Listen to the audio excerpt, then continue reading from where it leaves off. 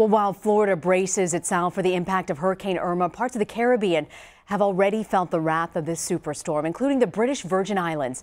At least 4 deaths have been reported in the British territory so far. Homes and businesses have been just devastated by the superstorm. Ed Childs is a resident of the British Virgin Islands. He joins us now by phone. Ed, I understand that you were able to evacuate your daughter. What's the situation right now that you're seeing on the ground?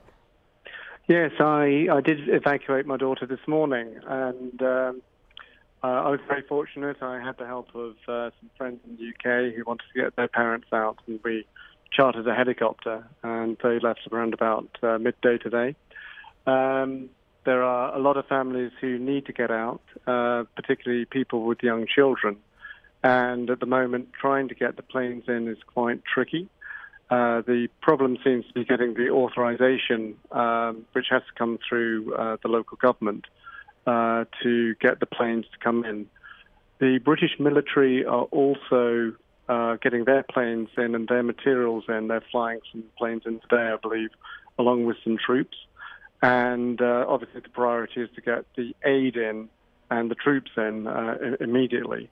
So that's also slightly delaying some of the charter flights that are coming in. How bad is the devastation, Ed? What are you seeing on the ground? Well, when I was at the airport, I spoke briefly to some pilots who have done a lot of relief work. I believe they're from the States, and they have been to a lot of places. The worst they'd ever done was Haiti, and they put it on the Haiti earthquake, and they put the devastation here on a par with that.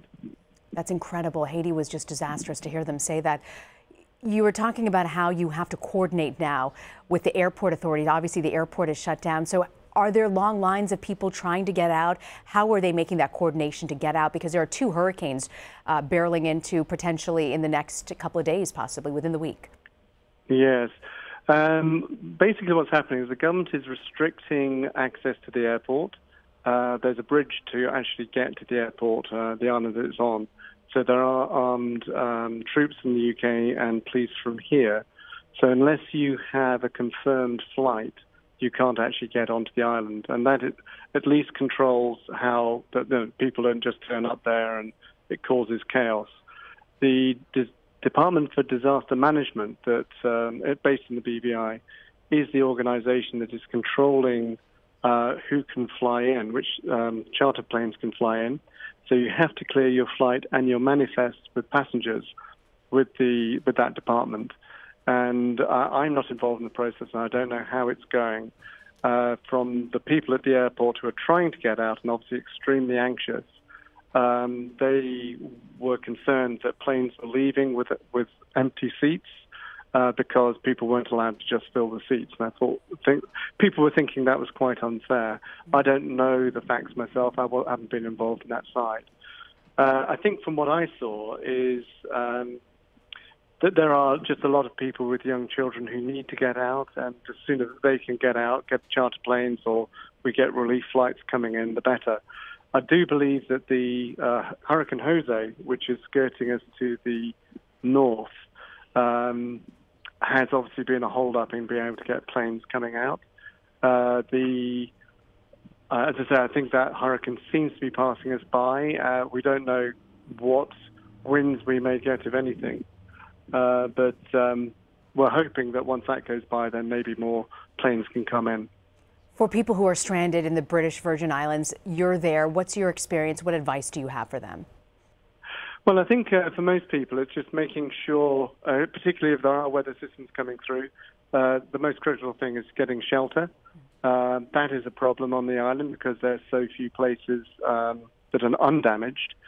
There's the problem we've got. I seem to be one of the few people who has regular contact with the outside world. I'm not quite sure why that is, but there's very little communication within the island. There's pockets where you can get cell reception, and so you can sometimes get hold of people, but the actual communication within the island is extremely difficult at the moment. The roads are clear, so you can drive around.